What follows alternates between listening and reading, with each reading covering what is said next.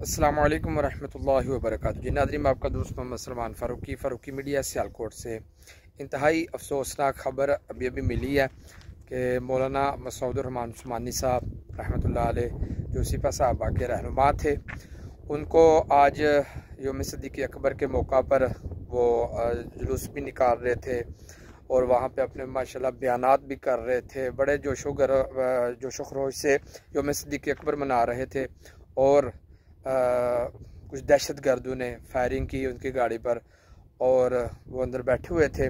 तो अल्लाह को प्यारे हो गए, शहीद हो गए। इन्ना लिल्लाहि व इन्ना इलैहि राजिऊन। ये देखें कि ये बात सिर्फ सहाबा के उलमा की नहीं है या मसलकी लेवल पे बात नहीं है कोई भी ऐसी बात। ये है कि ये जो इस तरह उलमा को शहीद किया जाता है, आज तक अभी तक कोई ऐसे ये दहशतगर्द जो है ये पकड़े नहीं गए।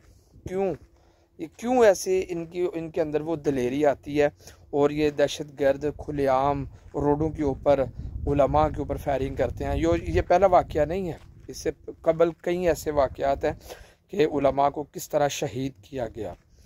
बस अल्लाह ताला मेरे मुल्क पाकिस्तान और उलमा की हिफाजत फरमाए।